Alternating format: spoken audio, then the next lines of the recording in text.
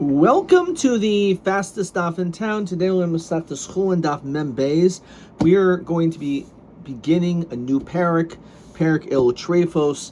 We are going to be spending a lot of time going through this sefer, this book, Chulin Illuminated, which has a lot of pictures.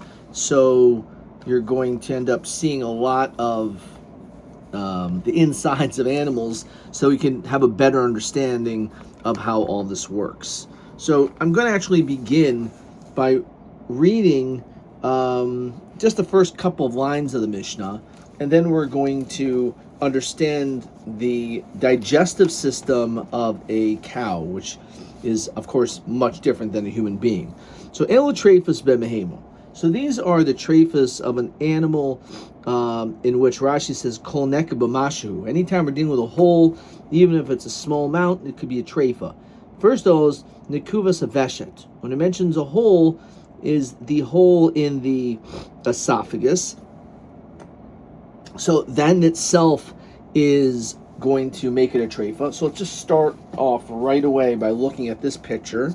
So you could see in this picture, we have the veshet, or the esophagus, which is right here, and of course, being connected to the four stomachs of this cow.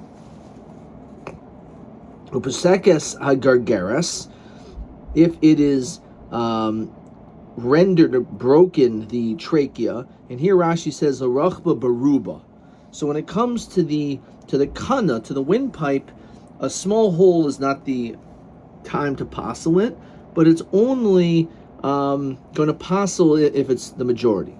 Nika krumshel moyach, if let's say there's a hole in the membrane of the brain, nikav halev, and there's a hole in the heart, obeis chaloloi, which goes into its cavity. Says Rashi says v'imo hagia l'chalol. If it doesn't actually go that far, but it's just like an external hole in the heart, then it'll still be kosher. We'll see that later. Nishbra shedra, this we're going to dive more into. If the shedra, if the spinal column breaks, v'nifsa kachut shala, and the spinal cord severs, nitel hakaved, if the liver is removed, and there's nothing left. The entirety of the kaved is gone. Hareya, which of course is the big one, the lungs, shenikva o shechasra. If it's either there's a hole in the lung, or even if it's missing, and we're just going to say, it's missing, how's that any different than a hole? We're not going to get to that question until Daf Mem Zayin, as Rashi points out. The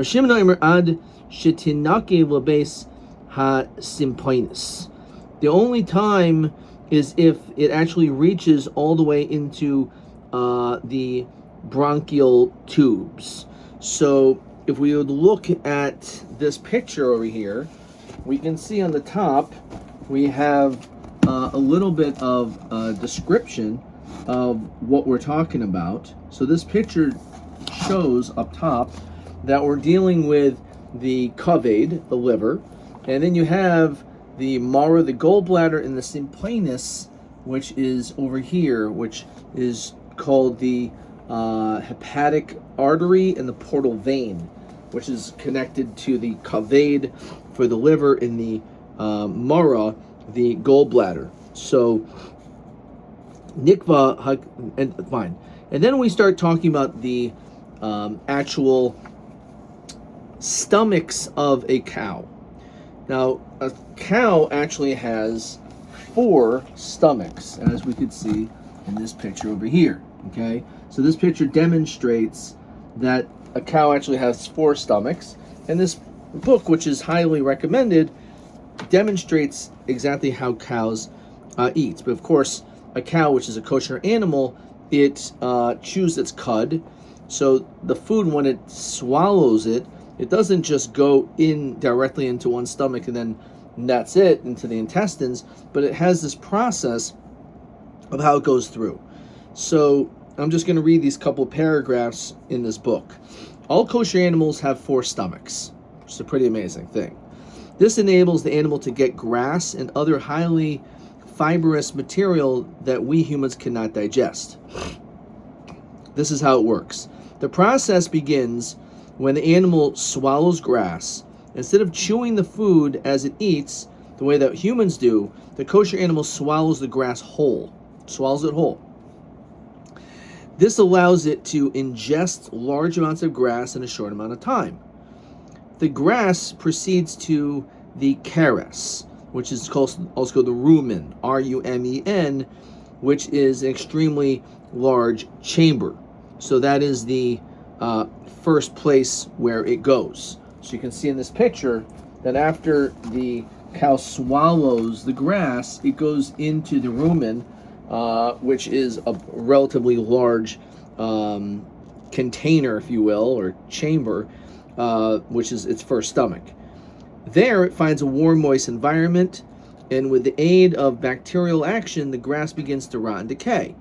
After a day or two, the grass becomes heavy and soft.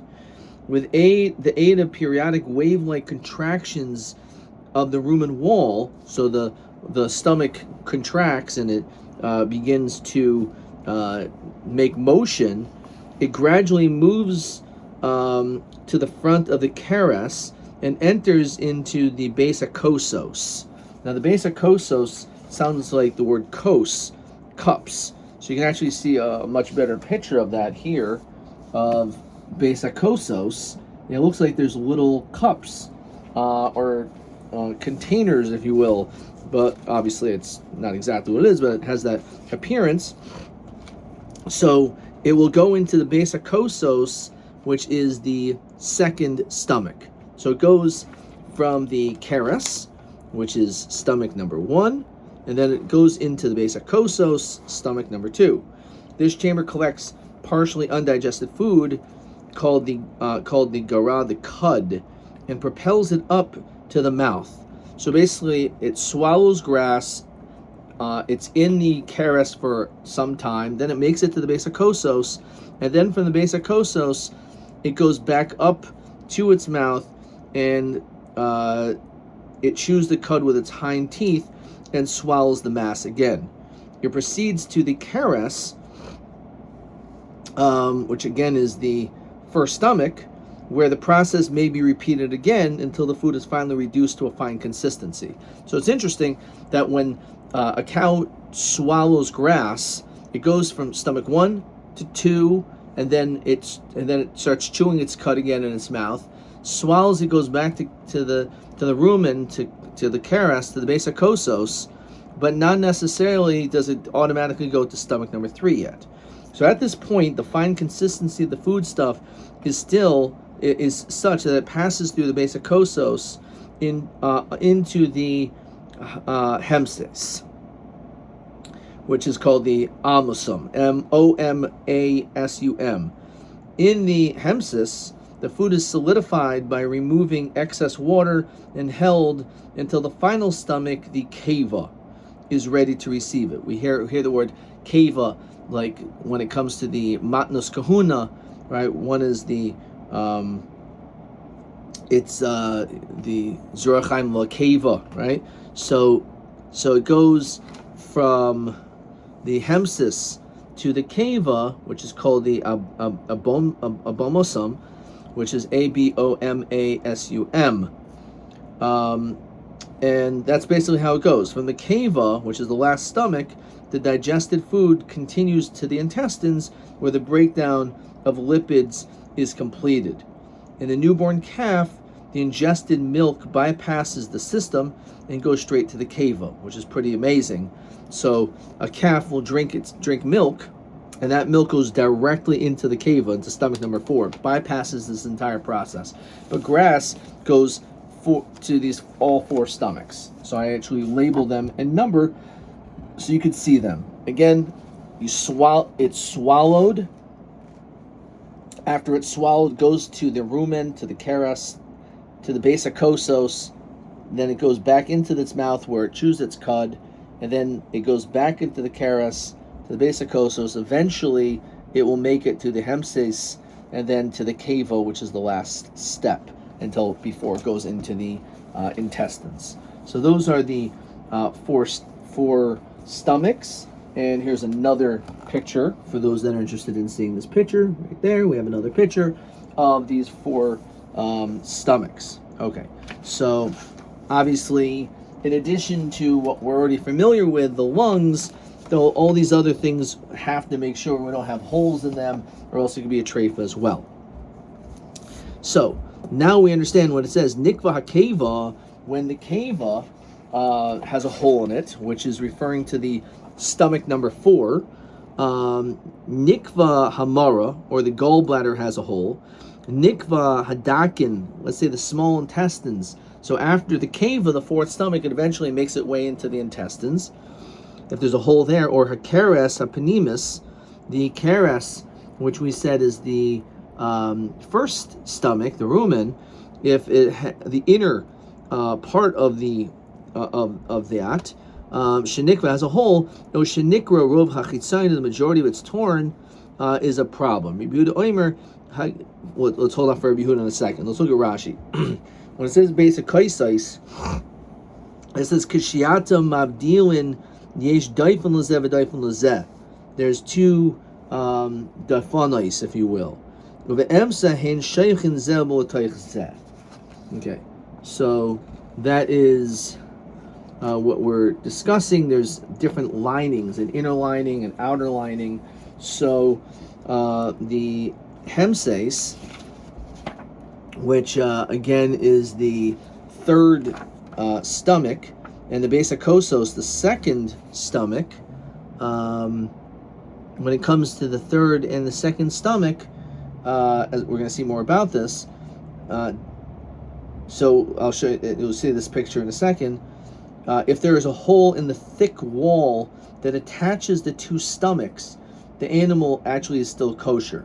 Okay, so that is, again, these are the pictures of stomach number 2 and then stomach number 3. So it's possible that there could be some type of hole in between them, and yet it wouldn't be necessarily an issue. Okay, we're going to get to that in a second. But Rabbi Yehuda says like this: it depends. Haggadayla, if we're dealing with like a large animal, like a large cow, then tefach. If the amount is a tefach, then it's an issue. V'chatana baruba, it has to be the majority. Hemses, when it comes to stomach number 3, basic kosos, which we said is stomach number 2, shenikvul chutz, if there's a hole on the outside. Okay, so those are all the different things that we've said, and here is one other interesting picture worthwhile looking at. And you can see over here, this is a picture of the hemsis, which is the amosam, and it looks like barb-like papillae. This gives the impression that the omosum grinds the food, and therefore it has this name of hemsis, which is the grinding one. So that's why it's called the grinding one. Again, it's like the basic kosos, because it looks like the 2nd stomach has cups. So this one looks like, because of its shape and the way everything, all these like little pieces popping out of it, it looks like that's what helps it grind the food. Okay. Anyway, so that's a little bit of a background of how a cow works to help us understand these Yud Ches Treifos. Nafal and Agag. Now it gets a little bit less complicated. If, let's say, the animal falls from a roof, which obviously could be a problem, because if it falls, says Rashi, v'shachta miyad, if you shacht it immediately, treifa. Avol b'she'ein shever, even a niraba, even though you don't see any broken limbs, any broken bones, chayshishin shinis raskin v'nis parkin ivereha. It's possible that its inner limbs and inner body was shaken up, and things were actually destroyed internally. And this is, as Rashi says, ve'ein tam b'treifas shehalach Moshe Messina heim. This is a halacha Moshe Messina. That's just what it is. However, the Gemara is going to say much later on, Daf Nun Aleph, Rashi quotes, she'im shahasim eisel eis shachtek shera.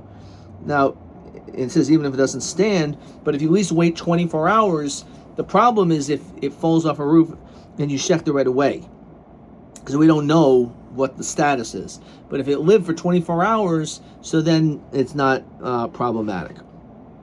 And then the Mishnah says, Nishbaru roiv saloseha. Let's say the majority of the bone of the ribs cracked. The dorusais hazev. So over here we have a picture of the silois, the ribs of a cow. So we have the picture of the ribs of the cow, and it says, okay, so that's basically what that is. Nishbar rob solosaha. The majority of the ribs are cracked. But durusas hazev. If you have a zav, you have a wolf that attacks and ends up destroying or ripping it apart, so that will also make it into a treifa. Rabbi Yehuda Omer, it depends. Durusas hazev badaka. A zev will only make a small animal, like a sheep, into a treifa. However, because with its claws, with its sharp claws, it'll tear into it, or it's like venom or something dangerous on it. But it won't have the capacity to do that to a cow. Only a smaller animal. Derusas ari begasa. However, only when it comes to a lion that attacks a large cow, that's when that could become a treifa. For that matter, with regard to birds, derusas hanetz, when it comes to a sparrow bird, ba'of hadak, it's only able to cause damage with its nails and its claws to a small bird. Of derusas hagas, like a hawk, some people translate, ba'of hagas, can attack and cause problems to a large bird. Zeklal. Finally, we get to the end of the Mishnah, which is the general rule: kol she'eino kamo yichaya treifa. If you have an animal that's basically not able to live, is a treifa. And Rashi says, the Gemara on Dav Nun Dalid is going to say, what's that coming to include? But that clearly demonstrates that the notion of all these treifos, these Yud Ches treifos, these 18 scenarios, is that this animal will not live. Okay. Says the Gemara, so Rav Shimon Lakish, Remez l'treifa min haTorah Menayin. How do we know a hint to treifa in the Torah? Menayin? What do you mean a hint? It says it explicitly. Bas b'sod a treifa l'sochelu. You're not allowed to eat a treifa animal. So what are you talking about? Elo remez l'treifa she'enu chayim in the Torah Menayin. How do we know that a treifa is an animal that cannot live?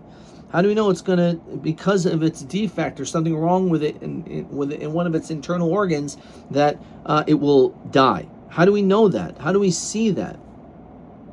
So the Tani Seifa, our Mishnah says, Zaklal kol she'ein kamoya chaya treifa. So anything that cannot live is a treifa. Machlal the treifa eno chaya. It's pretty clear that from our Mishnah it's not going to live. So Minoan. So the question is, how do we know that? How does the Mishnah know that?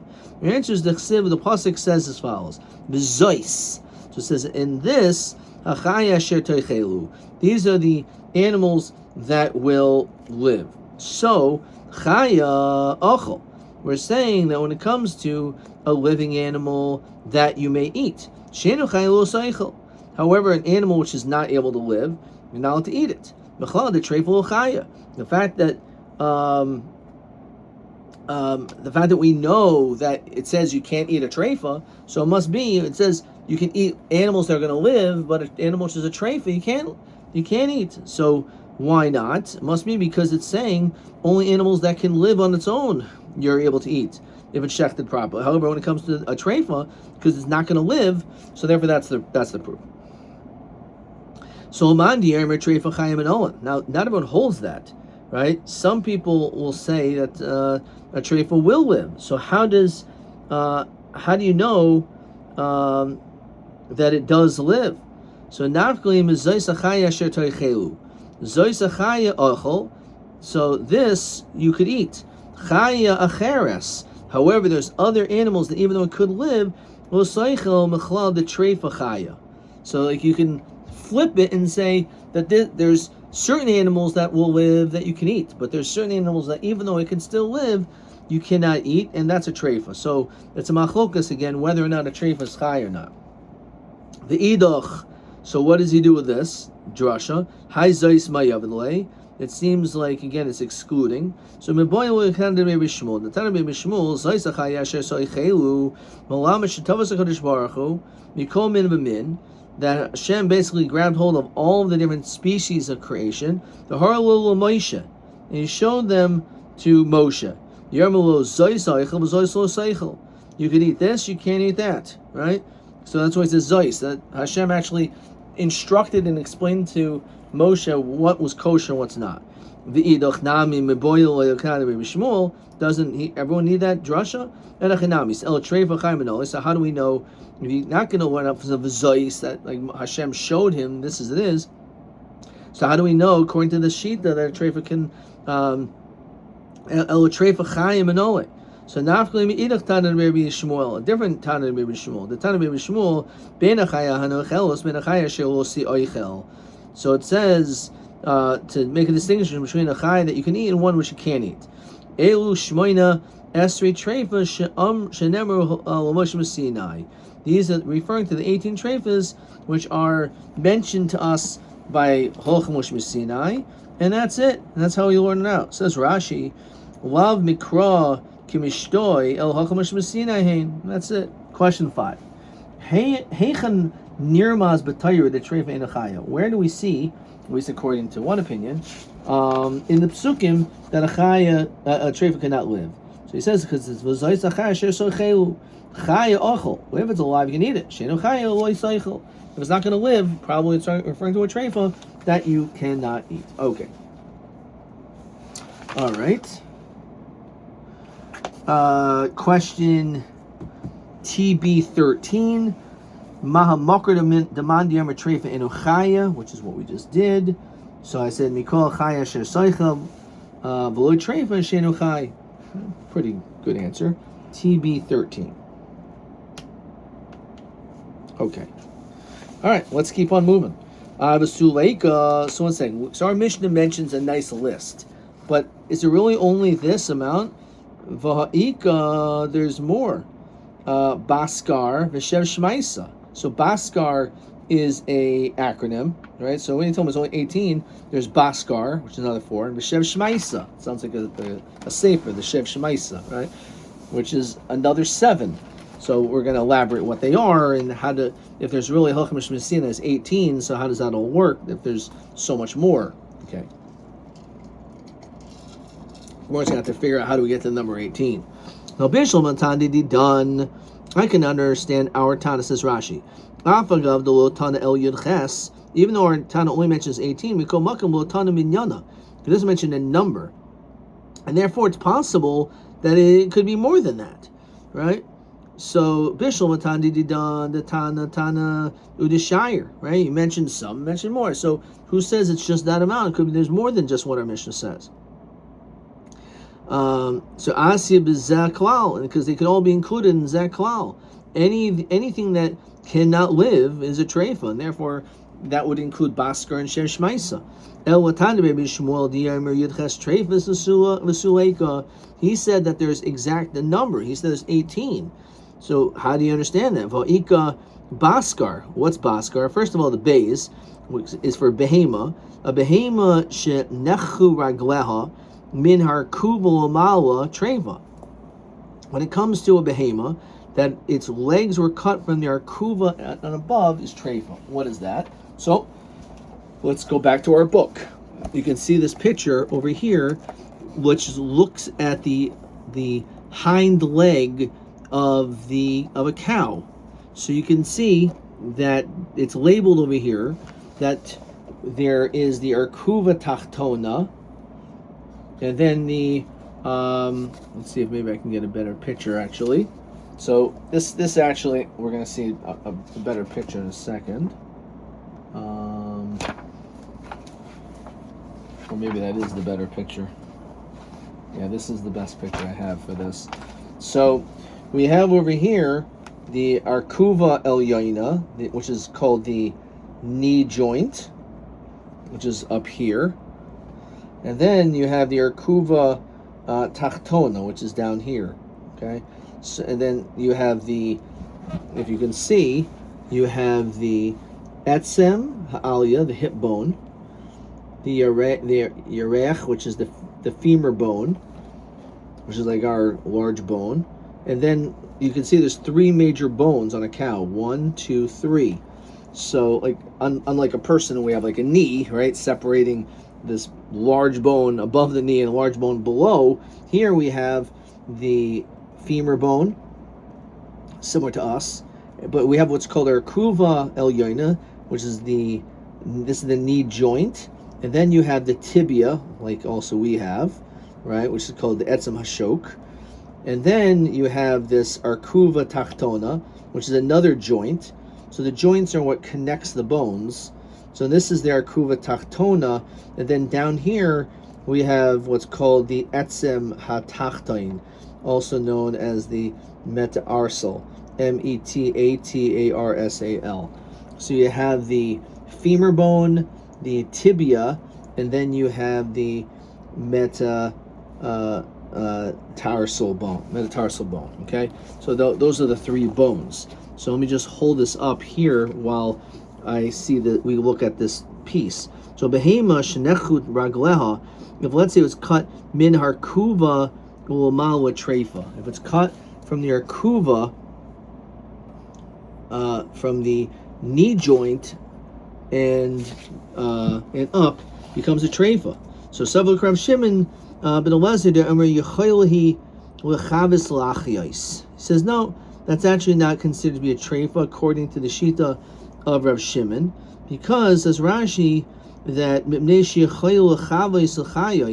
you could burn or cauterize it and it could live. So therefore basically saying that even though it's true that if you have this joint in which was severed and cut, you could burn it and it could cause it to heal. So lav dafka would this be a treifa. Not everyone holds that the bay is a baskar that would happen. Okay. Okay, but even though it's true that you could you can cauterize and it'll live, he holds that even though it's a treifa, it could still live. So what's the whole? We're saying, oh no, this is not the case of a treifa because it could still live if you do some procedure to it. What do you mean? Not everyone holds a treifa is an animal that's going to die. So maybe you should still say that this should be one of the category, another one. Therefore, we're above the 18. So Elwa Savul Rav Shimon ben Elazar, who's that? The Yarmik Sherahi. He says it's not a treifa at all. He says that this type of an animal is kosher, even though this animal's was cut, its foot was cut from the arkuval mala. According to him, it's not a problem. Okay, Baskar, Boika Chisaron. That's the Samach, B'Shedra. Let's say it's missing part of the Shedra. Okay? It's missing some of the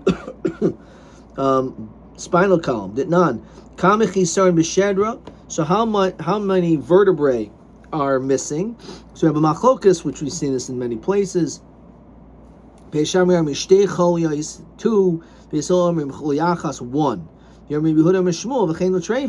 So he says it's also when it comes to the din to a treifa. This is referring to the din of tumah.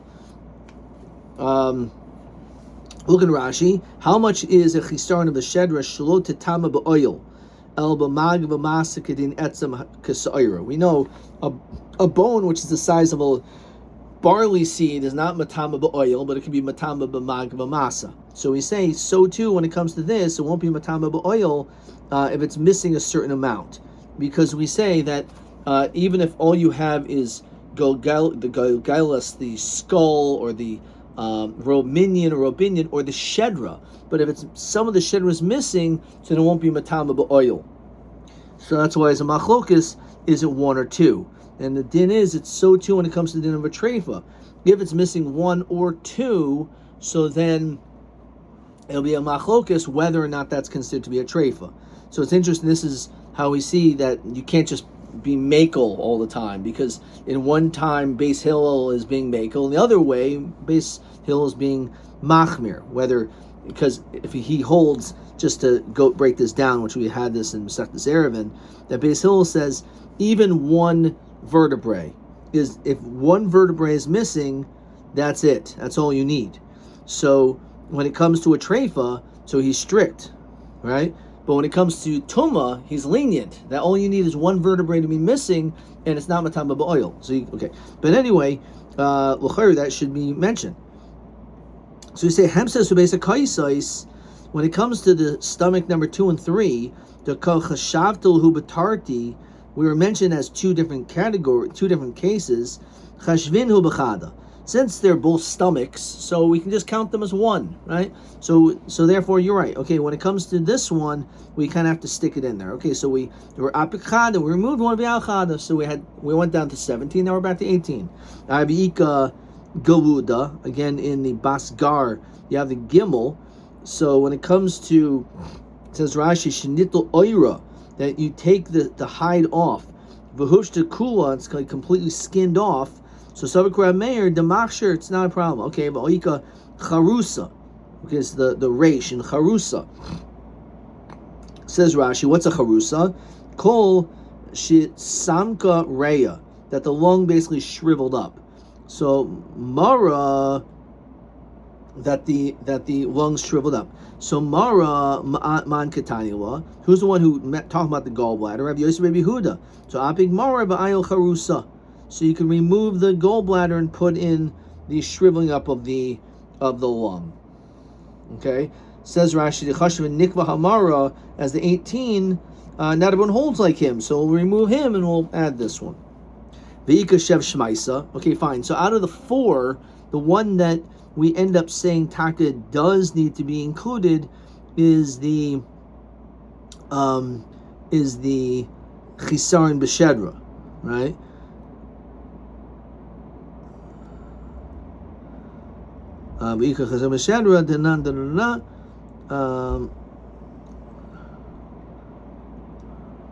Right. So that one we have to include. Okay, now we have 7 more. B'ikashev shmaisa. The Yomi Rav Masna Hai Buka the Atma the Shap Beduchte Treifa. If you have on the top of the thigh bone, and it jumped from the hip, right? The buka is like a pestle, so it makes the treifa. V'yamarachish bar papa mishmei derav loksa bekuli achas treifa. If let's say the disease in one of the kidneys, so and Rashi says certainly if both of them there's an issue with them, that makes it a treifa. V'tana nitel hatchoil kshera. If you remove the spleen, it's kosher. V'yamar Rav Avira Mishmeda Rava Loshon El Nito, it's only was taken off. Al Nik of Treifa. If there's a hole in the spleen, it's Treifa. Yama Rabba Marachan Amar Shmuel Simonim Shin Daldalu Baruban Treifa. If let's say you have these simonim, which is either the windpipe, the veshet, the kana, and it becomes detached, the majority of it, then it's treifa. Yama Rabba Bar Rav Shila Amar Masna Amar Shmuel Nekrat Selami Kara. Let's say the ribs were uprooted from its place. Treifa. The Golgailes, when it comes to the skull, She Nich Bisa Baruba, was the majority of it smashed. Or for that matter, Ubasar Hachoifas Roiv Hakeres. When it comes to the abdominal wall, it gets torn up, Baruba, and it's a majority of the stomach, Treifa. So we have these extra 7. So our answer is Nikuvi Tamnihavi. The truth is, there's 8 times where it mentions a hole in the lung, right? If you just count them all, right? There's 8 of them. So the truth is, why do we have to mention? Just mention that there's a hole, and that's good enough, right? Chashvinu b'chad, so apik shev ayil shev. So we have to keep 1 out of the 8. So remove the other 7. You can put in the shev shmaisa. Yihachi psuki nami. If it gets severed, also trei havi. There's 2 of them mentioned. So chashvinu b'chad but batzil huchada. Then we're missing one. Oh, the Rav Avir Mishmei Rava Nami Nekubahi. The case of Rav Avir in the name of Rava, that was also a case of of a hole. It says avol nikav treifa. He said that if there's a hole in the if there's a hole in the tchol in the spleen, so that's another hole. So like, why do you only need to mention one? So that one apparently doesn't need to be mentioned at all. El mem gimel aleph hanach tarti the afgid lo tepuk. So those two that we removed, we don't have to remove. We're going to stop there. The one which was the behema shenechu ragleha, but if it got cut by its feet, he would say, well, not according to all opinion. Or the case of galuda, which we said is not according to everyone, but if, let's say, the skin was removed and was completely skinned, so there's not everyone says this, so we don't have to remove them anymore, so we're back to the 18. Wouldn't that be amazing if they actually asked you to, maskana, mention all your ches treifas? Hopefully not. Okay. Let's see. Okay, we're going to stop there. Nothing for question 6. TA 11. Ha'im yesh bedika leveshet. No, I didn't do what? No, 10. Behema shenechu raglem in her kuvel mal madina. If the animal was cut min her kuvel mal, so let's just find where it says this. So we'll make sure that we have the right place. Shenechu raglem. So it says clearly in the Baskar, behema shenechu raglem in her kuvel mal is treifa, but maybe not. Right, so as we said, because you could do something about it. TA10, it's a machlokus if it's a treifa. That's all they want you to say is the machlokus. But it's interesting because it says you could do something to cause it to get healed. But the question is, how does that matter? Because not everyone holds a treifa as a dead animal or dying animal, so therefore maybe that should be included, and therefore that's why it became a little bit questionable. But now, maskana, we could add it back. Adkan.